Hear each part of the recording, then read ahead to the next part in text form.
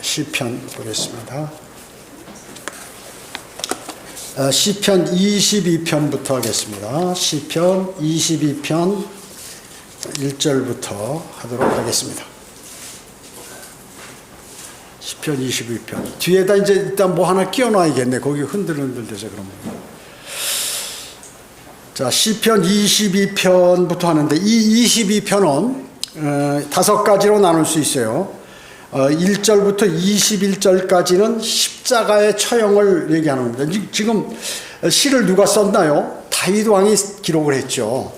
그런데 자신이 당하는 고통을 기록하면서 나중에 예수 그리스도께서 처형당하실 때 어떤 고통을 당하는지를 말씀하고 계세요. 그 다음에 22절은 부활, 그리고 23절, 24절은 이제 대환란이고, 그 다음에 25절로부터 29절까지는 천년왕국, 그 다음에 30절, 31절은 교회 시대, 이런 내용으로 이제 쭉 예언을 하면서 또 자신에게 필요한 그러한 내용들을 하나님께 기도드리고, 또 우리 그리스도인 성도들에게 이렇게 많은 그러한 영적 지식과 그리고 주님하고 교제할 때 어떻게 해야 하는지를 알려주시는 것입니다. 여기 표제에 보면 야엘렛 샤할 이렇게 말씀하셨죠. 이것은 아침의 암사슴 또는 새벽이란 뜻으로 추정이 돼요. 새벽, 아침 뭐 이런 거요. 그래서 여러분 어떻습니까? 아침은 밤중에 해당되는 십자가 처형, 1절에서 21절에 보면 참 침울하죠. 그 후에 이루어지는 25절로부터 29절까지 천년왕국, 이것을 아침, 주님께서 재림하셔서 이 땅에서 통치하실 때 얼마나 좋은 나라가, 좋은 세상이 되는지 이런 것을 보여줍니다. 그래서 이 왕국은 예수 그리스도를 의의 태양으로 묘사함으로써 의의 태양이 힘있게 떠오르는 재림의 아침을 얘기하는 것이고, 또 시편 21편에서는 이 전편에서는 어떻게 순금면류관, 재림하실 때 금면류관을 쓰시는데, 여기 22편에서는 이제 가시면류관을 쓰시는 그러한 받으시는 그러한 내용인 것입니다. 자, 1절 보겠습니다. 나의 하나님, 나의 하나님, 어찌하여 주께서는 나를 버리셨나이까? 어찌하여 나를 돕지 아니하시며 나의 신음하는 말을 멀리 하시나이까? 성도가 고난을 받을 때 이런 기도가 나오죠. 사실 주님, 제가 너무 고통스럽습니다. 왜 제 기도를 안 받아주시나요? 그것은 다 이유가 있다 그 얘기죠. 그 성도로 하여금 그 고난을 잘 이겨내야 더 앞으로 면류관을 받을 수 있기 때문에 그 고난을 허락하는 것이거든요. 그래서 고난이 올 때 고통스럽고 주님께 막 주님을 원망하기보다는 오히려 주님, 저에게 이런 고난을 주셔서 제가 하나님의 말씀에 더 다가가고 하나님의 말씀을 읽을 때 잘 이해할 수 있도록 해주시고, 또 내가 주님과 더 밀접해서 친한 그러한 기회를 주셔서 감사합니다. 이렇게 기도하는 것이 상당히 필요합니다. 하나님께서 역시 너 내 마음을 아는구나 해가지고 하나님께서 기뻐하시죠. 기뻐하시면 어때요? 여러분의 생을 잘 인도하시죠. 그래서 이것은 이제 아까 예수 그리스도의 초림의 그 십자가의 고난이라고 그랬죠. 그래서 십자가상에서 예수님께서 지금 외치시는 거예요. 이와 같아요. 이것을 지금 다윗은 예수 그리스도의 예표이기 때문에 다윗도 그러한 십자가에 달려서 고통당하는 예수님께서 당하시는 고통과 비슷한 고통을 다윗도 지금 당하면서 이것을 시편으로 기록해서 우리에게 알려주시는 것입니다. 예수님께서는 아침 9시부터 오후 3시까지 6시간을 십자가에 달리셔서 얼마나 고통스럽겠어요. 그 못 박혀가 못이 우리 요만한 못이 아니라 쇠못이죠. 이만한, 사실 정 비슷한 사람의 체중을 실을 수 있는 그런 못이니까 이런 상당히 두꺼운 거죠. 그게 양쪽에 여기 손을 찌를 때 보통 여기다 이렇게 표시하잖아요. 여기다 하면 이게 찢어져 버리겠죠. 손목에 보면 뼈가 2개 있어요. 그 사이 딱 걸쳐 놓은 거죠. 그러니까 이게 사람 죽이는 거죠. 이거 완전히 수술할 때 마취하고 하는 게 뭐 수술하는 게 뭐예요? 너무 고통이 심하니까 이거 생으로 이걸 여기를 뚫어가지고 나무에다 박아버렸으니 그게 탁 걸치죠. 그러니까 체중을 실을 수 있을 정도로 그냥 사람이 쭉 늘어지겠죠. 밑에 다리에도 꽈서 그냥 여기 발목 그 뼈 사이로 그냥 집어넣어가지고 이렇게 박아버려요. 그리고 가시멜류관 쓰고 그리고 그 오기 전에 채찍으로 맞아서 온몸에 멍이 들고 피가 흐르고 이런 고통을 지금 당하시는 거예요. 마태복음 여기 시를 껴놓으시고 마태복음 27장 45절 한번 찾아보세요. 마태복음 27장 45절 46절.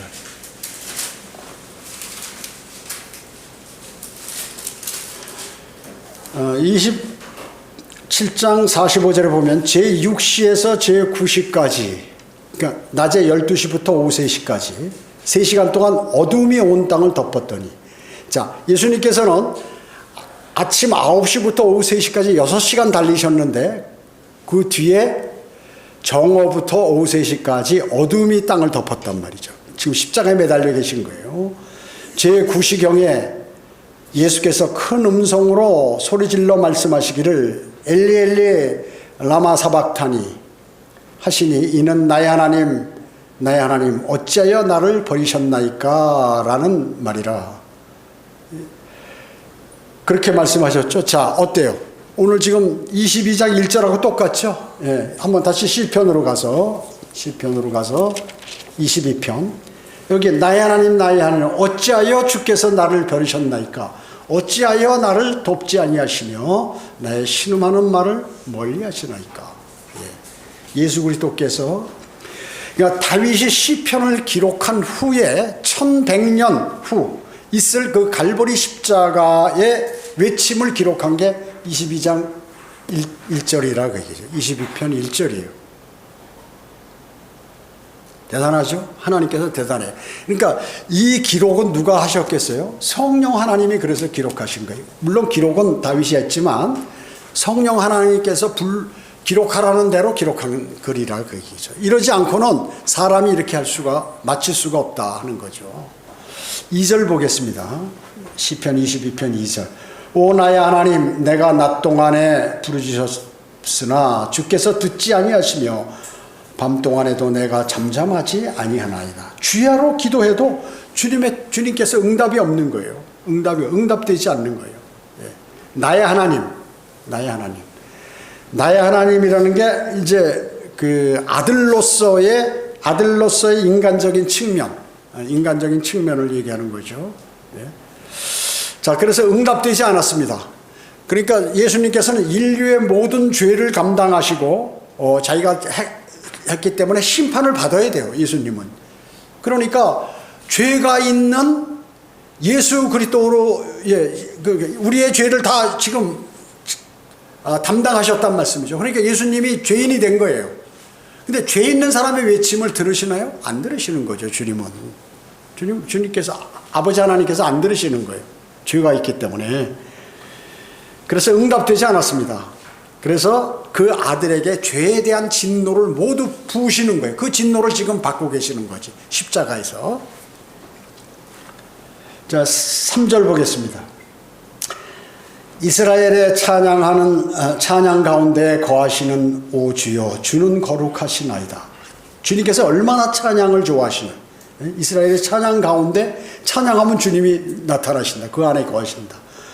우리 조상들이 주를 신뢰하였고 그들이 신뢰하였기에 주께서 그들을 구하셨나이다. 이제 과거에 자기 조상들을 간절히 기도하니까 그 구해주신 그것을 얘기하는 거예요. 그들이 주께 부르짖었더니 구원을 받았고 그들이 주를 신뢰하였더니 수치를 당하지 않았나이다. 이렇게 나는 본래요 사람이 아니라 사람들의 비방거리요 백성들에게 멸시거리니이다. 자, 그러니까 뭐예요? 그들이 막 계속해서 울부짖으니까 주님께서 구해주셨는데 지금 자기는 구해도 주님께서 구해주지 않는다. 지금 고통 가운데 계속 있게 만드신다는 거죠. 만드신다는 거예요. 예배 시간에 그 전화를 꺼놔야 돼. 카톡 같은 거를. 그래서 오면은 마귀가 거기에 관심을 갖도록 하는 거예요. 자, 그렇기 때문에 그런데 뭐냐면 여기 6절에 보면 나는 벌레요. 예수 그리스도가 자신은 벌레라고 얘기해요. 사람이 아니라. 왜? 사람들에게 모두 비방거리가 되었고 백성들이 예수 그리스도를 멸시한다 그 얘기죠. 자, 죄인에게 모든 멸시를 다 보내는데 그 멸시를 다 받으시는 거예요 지금. 예수 그리스도 실제는 죄 없지만 우리의 죄를 감당하셨기 때문에 그랬던 것입니다. 자, 3절에 보면 찬양 가운데 거하신다. 찬양이 불려지는 곳에 거한다는 뜻이에요. 그래서 우리가 어때요? 찬양을 힘있게 부르고 그 가사를 생각하면서 찬양을 부르죠, 성도가. 그런데 찬양하는데 찬양도 안 부르고 입만 뻑뻑뻑뻑 불리고 꺽뻑꺽뻑 하면 하나님께 그 지금 경배를 드리는 사람의 그 찬양이 아니다. 여러분, 예배의 요소가 뭐죠? 찬양 드리는 거예요, 하나님께서. 헌금 뭐예요? 우리가 헌금을 드리는 게 뭐냐면 우리 헌금 바구니를 돌리잖아요. 어느 교회 가면 뒤에 헌금 이 박스가 있어요. 헌금함이. 그래서 거기다 절같이 거기다 헌금해. 예배 시간에 헌금의 절차가 있기 때문에 그걸 돌리는 거거든요. 그 시간에. 예배 요소예요, 헌금이. 찬양도 예배 요소이기 때문에 예배 시간에 찬양을 드리는 거예요. 그러면 저희가 드리는 찬양, 그거를 기쁘게 받으시죠. 저희가 드리는 헌금, 이거 뭐냐면 내 몸을 드려야 되는데 그럴 수 없으니까 주님께서 감사하는 의미로 또 주님의 내 몸을 드린다는 의미로 이제 드리는 거거든요. 그게 하나의 절차라고 얘기죠. 그 다음에 기도. 여러분들이 여기 대표 기도하면 여러분이 함께 기도하는 거예요.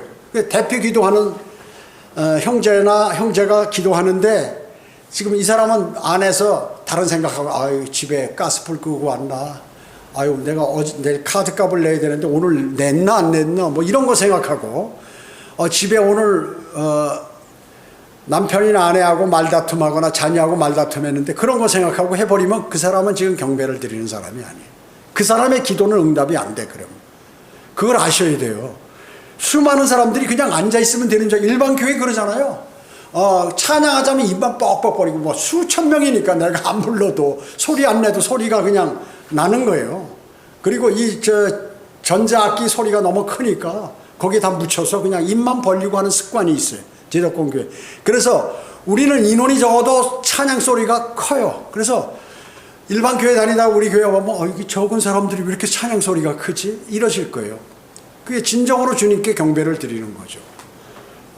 기도. 그리고 하나님의 그렇게 우리가 드리면 뭐예요? 찬양과 헌금과 기도를 드리는 거예요. 그러면 주님께서 받으신단 말이에요. 그게 이제 경배란 말이에요. 그러면 주님께서 말씀을 선포하게 하신다. 그 말씀을 이제 그러면 이런 말을 우리가 마음속에 담아야겠다 한다. 말씀을 선포하는데 다른 생각하고 말씀도 안 듣고 아이 저거는 나를 보고 하는 소리야. 아이고 듣기 싫어. 뭐 이런 소리 생각이나 하면 어떻게 돼요? 그 사람은 영적으로 잘할 수가 없어요.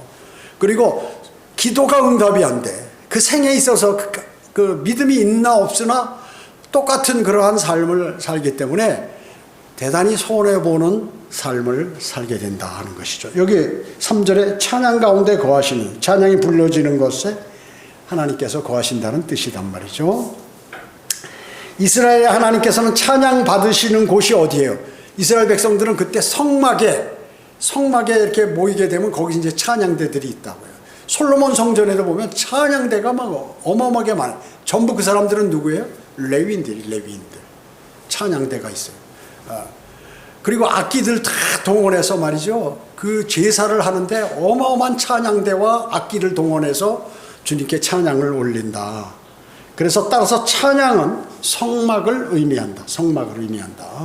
그래서 주님께서 성막에서 불려지는 찬양 가운데 거하신다. 여러분이 경배를 드릴 때 주님께서 찬양을 하면 이 가운데 주님께서 임하셔가지고 그 찬양을 받으신다는 거예요. 여러분 요한계시록에 보면은 셋째 하늘의 모습이 나오는데 거기 있는 영적 존재들이 어때요? 24장로나 천사들이나 뭐 이런 존재들이 어떻게 해요? 하나님 주님을 찬양하는 내용들이 나오잖아요. 주님을 찬양하는 내용이 있습니다. 자, 여기 보면 6절에 나는 벌레요. 나는 누구예요? 예수 그리스도를 얘기하는 거예요. 예수 그리스도. 요한복음 3장 14절에 보면 모세가 광야에서 뱀을 들어 올린 것 같이 인자도 그렇게 들려 올려져야만 하리라. 반드시 나무에 달려야 한다. 나는 예수 그리스도. 왜? 그 광야에서 이 유대인들이 불평불만하고 말이죠. 죄를 짓고 그러니까 뭐 하나님께서 불뱀을 보내가지고 물리니까 물린 사람 다 죽어버리는 거예요. 그러니까 물린 사람들이 있는데 막 시름시름 앓다가 죽어버리잖아요. 그러니까 막 사람들이 막 그 모세 보고 살려달라고 하나님께 기도해서 중보자 아니에요, 모세가. 좀 하시라고 그러니까 이제 하나님께서 장대에다가 노수로 뱀을 만들어가지고 그거를 해서 백성들이 쳐다보는 사람은 산다 해가지고 물린 사람들이 뱀을 쳐다보니까 진짜 살더라, 죽지 않고. 그것이 바로 십자가에 달린 예수 그리스도의 예표란 말이죠. 뱀은 뭐예요? 사탄이에요. 예수 그리스도께서 죄를 다 지은 우리의 죄를 전 세계 사람들의 죄를 다 담당하셨기 때문에 사탄이 그 순간에 돼버린 거예요. 그러니까 나무에 달린 자는 저주를 받는다는 거죠. 저주. 바로 그것이에요. 그래서 나는 반드시 예수님께서 직접 설교하실 때 요한복음 3장 14절에서 모세가 광야에서 뱀을 들여 올린 것 같이 인자도 그렇게 되어야만 하리라. 반드시 그렇게 거기에 십자가에 달려야 하나님께서 원하시는 구원 계획이 이루어진다 하는 그러한 말씀이죠. 주님께서는 뱀인 입장이 되셔가지고 십자가에 처형되셨습니다. 이 벌레는 뭐예요? 헬라어 뜻으로 보면 붉은 구더기라는 뜻이에요. 붉은 구더기. 이것은 옛뱀이죠. 계시록 12장 9절에 그리고 계시록 12장 3절에 붉은 용인 것이죠. 용. 그래서 마귀를 아비로 둔 죄인, 즉 구원받지 않은 그러한 죄인들은 그가 왜 벌레가 되는가를 여기 성경에서는 보여주는 것이에요. 그래서 마가복음 9장 44절, 46절, 48절에 그것에는 그들의 벌레도 죽지 않고 불도 꺼지지 아니하니라. 그들의 벌레가 뭐예요? 지옥에 간 죄인들을 얘기하는 거예요. 지옥에 간 죄인이 벌레 모양으로 변해가지고 고통당한다. 거기서 뱀 같은 모양, 꼬부라진 뱀 같은 모양으로 막 돼가지고 자기 아비 모양과 같이 우리가 들림받을 때 누구의 모습으로 변모됩니까? 예수 그리스도의 모양과 같이 변모되듯이 이들이 지옥 가서 사탄의 모양같이 변모돼서 꼬부라진 뱀 벌레같이 붉은 구더기같이 돼서 거기서 벌을 받고 죽지는 않는다. 그곳에는 그들의 벌레도 죽지 않고 불도 꺼져. 벌레가 아무리 죽으려고 해도 죽지 않는다. 그리고 불도 영원히 꺼지지 않는다. 라고 3번 반복해서 예수님께서 설교하신 것입니다. 그래서 구원받지 못하고 죽으면 그의 아비인 붉은 용과 같은 모습으로 바뀐다. 그래서 그것은 뭐냐면 혼을 잃어버린 결과다. 혼을 잃어버린 것. 우리가 잃어버린 혼을 주 예수 그리스도께 이겨온다는 것을 구령이라고 하잖아요. 잃어버렸어 지금 현재 혼이. 그거는 뭐예요? 멸망으로 갈 혼이란 말이에요. 지옥에. 그거를 다시 찾아온다. 원래는 하나님의 자녀였는데 마귀가 뺏어와 버렸잖아요. 잃어버린 혼을 다시 찾아온다라고 해요. 그래서 혼을 잃어버리면 그 결과가 지옥에 가서 불구덩이에 벌레 같은 모습으로 영원 무궁토록 고통당한다. 그래서 십자가에 달린 예수 그리스도께서는 벌레 취급을 받으셨기 때문에 나는 벌레요 이렇게 말씀하신 거예요. 여기서 시편 22편 7절 8절 보겠습니다. 나를 보는 자는 다 조롱하며 비웃나니 그들이 입술을 내밀고 머리를 흔들며 말하기를 주께서 자기를 구하실 줄 신뢰하였도다. 주께서 그를 기뻐하시니 그를 구하시게 하라이다. 자, 예수님께서 십자가에 달리셨어요. 근데 예수님께서 설교하고 병자들 고쳐주고 먹을 것 주고 이럴 땐 사람들이 수천 명씩 모였어요. 그런데 막상 잡혀가지고 가니까 어떻게 전부 다 떠나버렸어요. 그리고 오히려 거꾸로 욕을 하는 거예요. 그런 사람들이. 예수님 제자들까지도 용안을 빼놓고 다울로 튀어버렸어요. 도망가 버렸어요. 그러네 거기 보면 마리아가 어머니 마리아, 모친 마리아도 있고 또 뭐 여러 마리아들이 있잖아요. 그 여인들, 막달라 마리아를 비롯해서. 이런 그 여인들은 오히려 거기 남아있는데, 이놈 남자들, 제자들은 다 도망가 버렸어요. 요한만 빼놓고. 그러면서 제사장들이 욕하죠. 로마 병정들이 욕하죠. 이스라엘 백성들이 욕하죠. 심지어 옆에 있는 강도까지 비웃죠. 그러니까 완전히 버림을 다 받은 거예요. 버림을 받아요. 이 버림을 받아야 하나님의 구원 계획이 이루어지는 거예요. 구원 계획이 이루어지는 것입니다. 만약에 버림받지 않고 예수님을 왕으로 추앙했다. 그러면 우리 인간들은 끝나는 거예요. 죄 없으신 예수 그리스도께서 왕으로 오셨는데 그들이 알지 못하고 그 죄들을 다 뒤집어 쓰시고 십자가에 처형되셨다.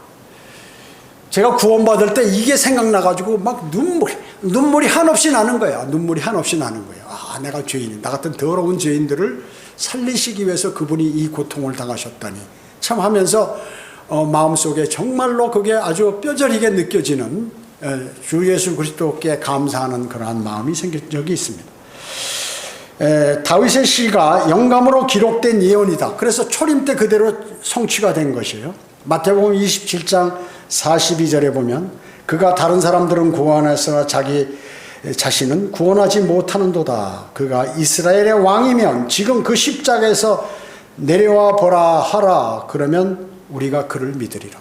너 다른 사람 고치고 다른 사람 다 구원해 준다고 하더니 정작 자신은 구원받지 못하네.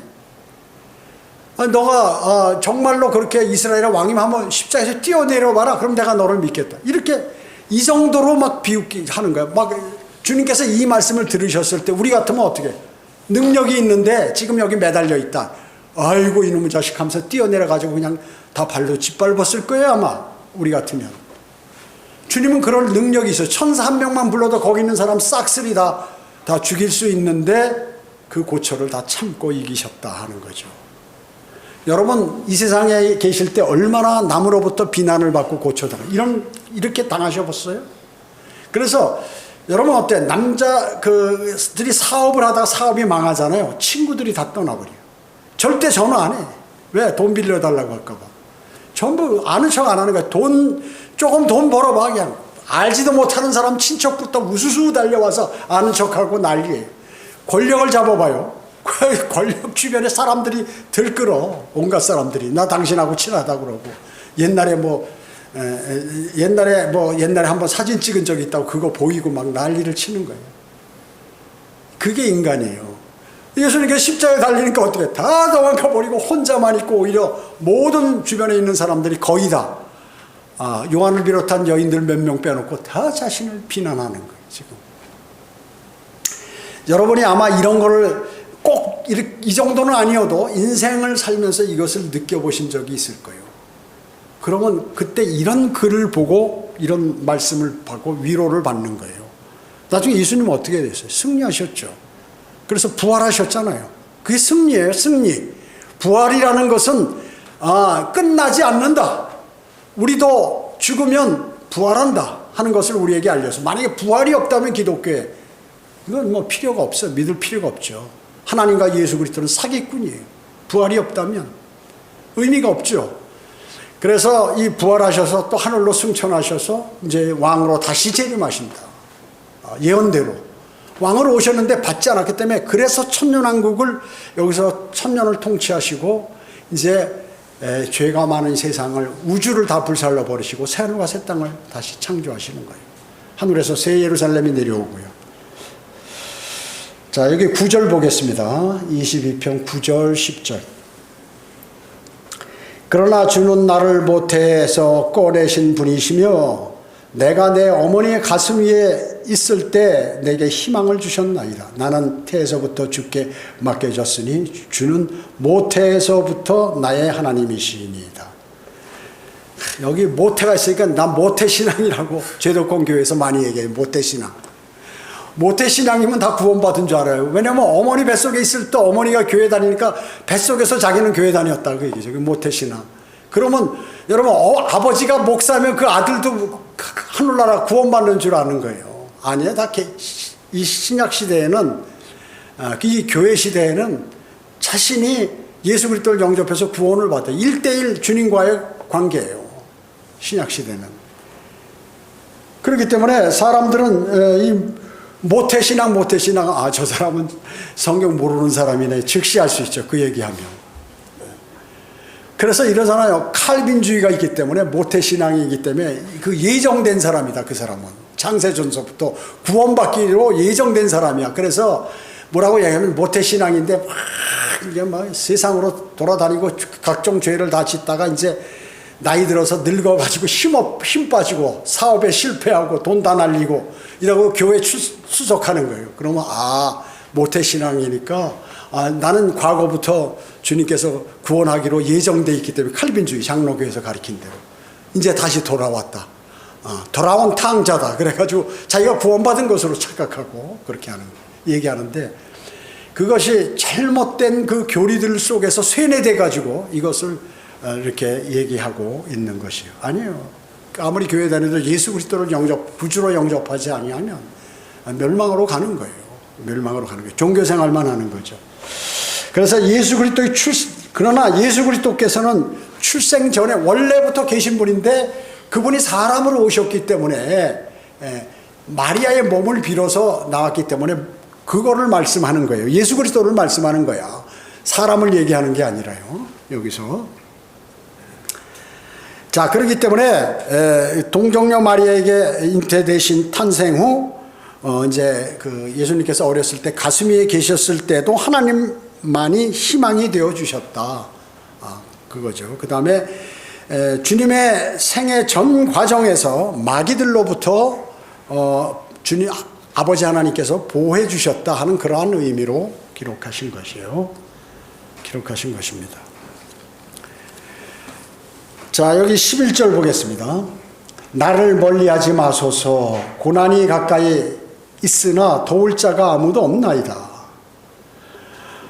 많은 황소가 나를 에워싸고 바산에 힘센 황소들이 나를 둘러쌌나이다. 그들이 내게 입을 벌림이 마치 짖고 울부짖는 사자 같나이다. 울부짖는 사자와 같이 나를 지금 삼키려고 지금 오고 있다. 마귀가. 이게 다윗의 내용인가요? 아니, 예수 그리스도를 관해서 말씀하는 거죠. 자, 보세요. 다윗이 손발이 찔림을 받았나요? 다윗이? 아니에요. 그런 건 없었어요. 고난은 당했지만 예수님 같이 손발에 그 못으로 찔림을 받지 않았어요. 그리고 그 옷을 두고 제비를 뽑았나요? 그러지 않았어요. 않았습니다. 그리고 한 번도 무리들에게 둘러싸여 있지 않았어요. 다윗은. 누구를 얘기하는 거예요? 예수 그리스도 앞으로 1100년 후에 오실 예수 있을 십자가 사건, 그것을 말씀하고 있는 것이다. 12절에 보면 많은 황소, 힘센 황소들 이렇게 하잖아요. 이게 뭐냐면 십자가에 달리신 주님을 둘러싼 그 누구예요? 유대인들 서기관, 사두개인, 바리새인, 이 사람들을 얘기하는 거예요. 막강한 힘을 갖고 지금 자기를 재판 빌라도까지 잘못 판결하도록 막 밀어가지고 하잖아요. 요새 막 데모하잖아요. 대통령을 구속하라, 뭐 기각하라 하고 막 하는 거, 그거 같이 막 힘을 가하는 거죠. 가하는데 뭐예요? 완전히 그 황소와 같이, 또 황소가 힘이 세잖아요. 이러한 그 힘센 황소들 같이 그 무리들에게 자기가 지금 둘러싸여 있다. 그리고 울부짖는 사자. 예수님께서 그 사람들 보고 뱀들아, 독사들아, 이게 다 뭐예요? 짐승들이라. 진리를 모르는 짐승이 진리를 아나요? 뭐 개나 고양이나 이게 진리 압니까? 아무리 개한테, 황소한테 여러분 구원받으라고 구원의 복음을 전하면 황소가 하하 웃으면서 아멘 하고 예수 그리스도 영접하, 그거 하느냐 그 얘기예요. 그러니까 진리를 모르면 짐승과 같다. 짐승은 어때? 죽으면 하늘나라 가나요? 착한 짐승이? 아니, 그냥 사라져 버리죠, 땅속으로. 짐승은. 그래서 시편 49편 20절에서 뭐라고 말씀하셨냐면, 사람이 존귀에 처해 있어도 깨닫지 못하면 멸망하는 짐승들 같도다. 사람이 아무리 높은 자리에 있고 돈을 많이 벌고 좋은 자리에 있다 하더라도 그 진리를 모른다. 하나님 말씀을. 깨닫지 못하면 어떻게 짐승과 같은 삶을 살다가 지옥으로 가버린다. 벌레같이 돼서. 그러니까 구원받고 또 바른 성경을 알고 또 그 말씀을 공부하고 마음속에 새기고 하는 그 사람은 말이죠. 어때요? 짐승이 아니에요. 대단한 사람이죠. 차이가 엄청나잖아요. 엄청나죠. 15절에 나를 사망의 진토 속에 두었나이다. 사망의 진토. 인간의 생명이 어디에서 나요? 흙에부터 나왔죠. 또 나중에 흙으로 돌아가죠. 끝나는 것도 시작과 끝이 다 진토예요. 아담을 진흙으로 흙을 빚어가지고 만드셨잖아요. 그래서 생을 막 다시 몸은 흙으로 돌아간다. 다시. 16절에 개들이 나를 애워싸고, 개들이 누구예요? 이방인들을 얘기하죠. 여기 로마 병정들 주변에 있는 개들도 둘러싸고 황소들, 유대인들 그 힘이 막강한 사람들이 자기를 지금 죄인으로 몰아서 십자가에 달아버렸잖아요. 이런 것들. 극도의 탈수 상태. 15절은요. 여기 나오는데 이제 뒤에. 여기 이제 15절 보세요. 13절, 14절. 내가 물같이 쏟아졌으며 나의 모든 뼈는 어그러졌고 내 심장은 밀초 같아서 나의 내장 가운데 녹았나이다. 내 기력이 질그릇 조각같이 말랐으며 내 혀는 이틀에 붙었나이다. 또 주께서 나를 사망의 진토에 두셨나이다. 개들이 나를 애워싸고요. 개가 나오죠. 나를 애워싸고 악인의 무리들이 나를 둘러쌌으며 그들이 내 손과 내 발을 찔렀나이다. 다윗은 손발을 찔림 받지 않았잖아요. 개들이 쫙 황소들이 자기를 둘러싸고. 여러분 영적 전쟁에 있어가지고 사람이 병들어요. 마귀가 공격하면 온몸에 병이 나는 거예요. 이건 병원에 가도 낫질 않아. 그리고 의사가 그 병명을 찾아내지 못해요. 그럼 마귀가 공격하는 거거든요. 날 죽이려고. 그 상태에서 보면 온몸이 다 녹아내리, 지금 이런 상태로 돼버리는 거예요. 다윗이 자기가 목숨을 건지려고 막 도망갈 때 초조하고 먹지 못하고 괴롭고 정신적으로 피곤하고 잠 못 자고 하니까 이렇게 돼버린 거예요. 이런 상태로 돼버린 거를 지금 얘기하는데 자연스럽게 이것이 예수 그리스도의 예언이 돼버린 거죠. 사람이 고난 가운데 있으면 말이죠. 어때? 머리털이 다 뽑아져 버리죠. 이빨이 다 뽑아. 잇몸이 다 그냥 주저앉아 버려요. 그리고 이 내장들이 다 썩어버려요. 그래가지고 서서히 사람이 죽는 거예요. 거기서 이기려면 방법이 뭐예요? 주님께 매달려야 돼요. 주님께. 간절히 매달려서 막 내가 마귀가 나를 잡는데 야곱이 그 천사와 싸울 때 그 식으로 말이에요. 씨름하는 식으로 싸우는 식으로 막 나한테 이걸 낫게 안 해주면 주님 못 떠난다고 말이죠. 이런 식으로 기도를 드려야 이게 낫는 거예요. 몸이 그렇게 해서 낫는 거예요. 의사가 못 고치는, 당연히 의사가 못 고치는 병이 훨씬 더 많죠. 제가 친구 의사들한테 물어보면 수술할 때 보면 너무나 불안하다는 거예요. 모르는 게 너무 많다는 거예요. 이게 핏줄이 다 이게 연결하는데 뭐 하나만 잘못하면 그냥 죽어버리든가 아니면 병신이 되든가 이렇게 되는데, 배운 대로 하는데 매일 수술하는데 거기에 무슨 실수라는 게 있을 수 있다는 거죠. 그래서 수술 전에 각서 쓰잖아요. 죽어도 낫지. 의사에게 책임 안 묻는다는 게, 각서 쓰는 게 바로 그래서 쓰는 거예요. 그러니까 인간이라는 것은 나약해요. 힘이 있을 때는 자신이 나약한 줄 몰라. 힘이 다 빠지고 지금 이 다윗과 같은 상태, 예수 그리스도와 십자가에 달리신 예수님과 같은 그 상태에 있을 때는 인간이 별거 아니구나. 주님만이 막강하시구나. 나의 이 모든 고통을 제해 줄 분은 바로 주님이시다라고 알게 되는 것입니다. 그러면 된 거예요. 그리고 매달리면 되는 거예요. 근데 거기까지 못 가기 때문에 이제 끝나는 거죠. 거기까지 못 가기 때문에 끝나는 것입니다. 여기 18절은 이제 여기 18절에 보면요. 그들 가운데 내 겉옷을 나누고 내 속옷을 제비 뽑나이다. 자, 겉옷은 4조각으로 요한복음에 보면 나눠서 가져가요. 그리고 안에 있는 속옷, 이건 로마 병정들이 이게 메시아라고 하고 유대인의 왕이라고 그러는데 이 사람이 지금 약간 정신병자인데 이 사람 정말 어떻게 보면 많은 사람들이 따랐는데 우리 기념으로 이 옷을 누가 제비 뽑자. 로마 병정들이 지금 그러고 있는 그 모습을 여기 지금 예언하고 있는 거예요. 여보, 다윗의 옷을 제비 뽑았나요? 아니요, 이거 예수 그리스도를 말씀하는 거예요. 요한복음 5장 39절에 그래서 예수님께서 설교하실 때 뭐라고 말씀하셨냐면 그 성경은 나에 관하여 증거하고 있으니라. 성경은 나에 관해서 증거하고 있다. 지금 시편 22편이 십자가에 달리신 예수 그리스도를 증거하고 있는 거 아니에요. 그죠? 정확하게 말씀. 자, 그래서 성경의 저자는 성령 하나님이에요. 인간이 성경학자들도 인간이 기록했다는 거죠. 그래서 실수가 있다. 잘못된 것도 있다. 인간의 사상을 여기다 집어넣은 것도 있다. 하나님 말씀도 있지만 인간의 말도 들어가 있다라고 믿는 신학자들이 대부분이라고요. 하나님의 말씀을 온전히 100% 하나님의 말씀으로 믿지 않아요. 여러분은 어때요?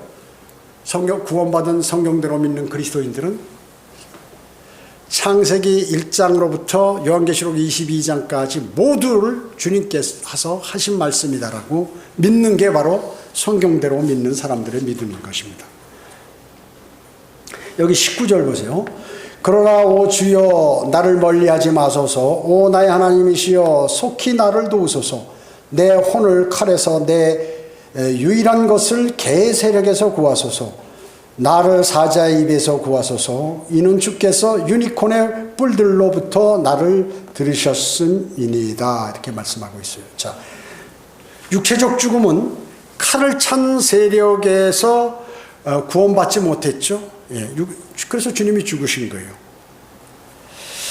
여기 내 유일한 것, 이건 예수 그리스도의 혼을 얘기하는 것인데 그 혼은 예수님의 혼은 구원함을 받지 못하고 지옥까지 내려가셨죠.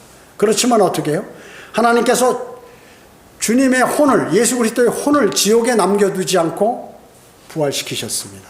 그리고 그분의 육체도 썩어짐을 보지 않았죠.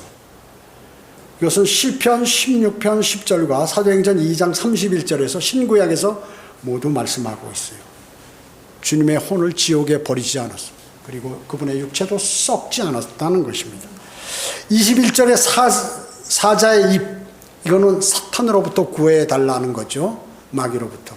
여러분이 영적 전쟁 당하고 어려울 때 있어요. 아무리 내가 힘을 쓰고 또 다른 사람의 도움을 요청해도 안 되는 것이 있어. 이거는 마귀가 여러분을 그렇게 하는 것이죠. 그때 마귀의 입으로부터 사자의 입으로부터 저를 구해달라고 간절히 기도드려야죠. 또 유니콘의 뿔들로부터 들으셨다. 유니콘.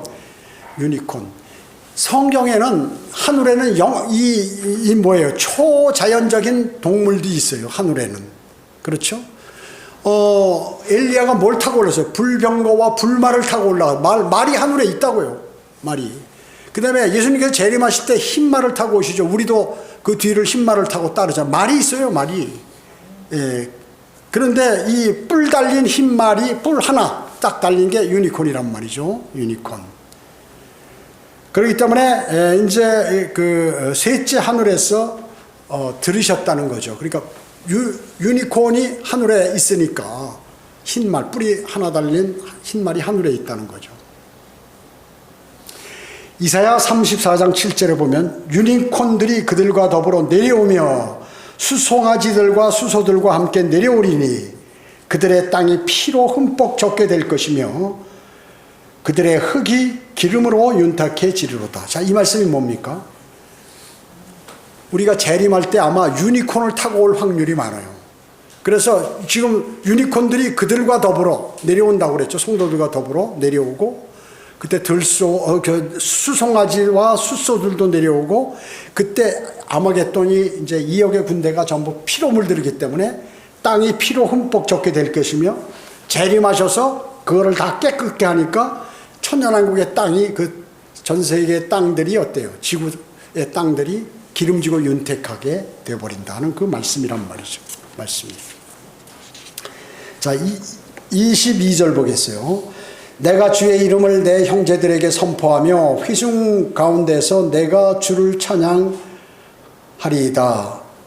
주를 두려워하는 너희여 그를 찬양하라. 예, 주님을 그리스도인은 주님을 두려워하죠. 주님을 찬양하라. 너희 야곱의 모든 씨들아 그를 영화롭게 하라. 너희 이스라엘의 모든 씨들아 그를 두려워할지어다. 그는 고통받는 자의 고통을 멸시하거나 증오하지 않으셨고 그의 얼굴을 그에게서 숨기지도 않으셨으며 그가 부르짖었을 때 들으셨습니다. 십자가 상에서는 듣지 않았지만 종국적으로 그분을 부활시킴으로 어때요? 기도로의 응답이 됐죠. 기도 응답이 된 것입니다. 그래서 고통받는 자는 주님께 간절히 기도드리면 그 고통을 면하게 해주신다. 이 약속이에요. 약속. 그분의 자녀들에게 하신 약속이에요. 25절에 큰 회중 가운데 나의 찬양이 주께 있으리니 나는 주를 두려워하는 자들 앞에서 나의 소원들을 갚으리이다. 온유한 자는 먹고 만족할 것이요 주를 찾는 자들은 그를 찬양할 것이니 너희의 마음이 영원히 살 것이라. 또 세상의 모든 끝이 기억하고 주께로 돌이키리니 민족들의 모든 족속들이 주 앞에 경배하리. 천년왕국이죠. 천년왕국. 25절로부터 29절은 천년왕국이란 말이죠. 또 이는 왕국이 주의 것이요 천년왕국이 주의 것이요 주께서 민족들 가운데 통치하시기 때문이라. 천년 통치하시죠. 땅 위의 모든 풍요로운 자들이 먹고 경배할 것이며 천년왕국 때 진토로 내려가는 모든 자들도 그 앞에 절하리로다. 자신의 혼을 살려둘 수 있는 자는 아무도 없으리라. 이렇게 말씀하고 있습니다. 네. 자, 그 다음에 30절 31절에 보면 이게 교회 시대란 말이에요. 한 시 주님께서 십자가 고난을 통해서 나오실 한 백성인데 그가 누구예요? 여러분들이란 말이에요. 교회 여러분들이란 말이죠.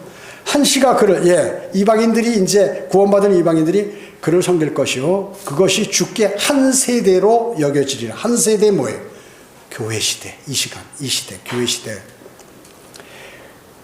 그를 뭐예요? 예수 그리스도죠. 예수 그리스도. 또 그들이 와서 31절에 보면 하나님께서 낳음으로써 태어날 한 백성. 누구예요? 이방인인 여러분들을 얘기하는 거예요. 교회를 얘기하는 거죠. 스테판 죽음 이후에 교회 시대가 열렸죠. 그래서 그 후로부터 천국은 감춰지게 된 것입니다.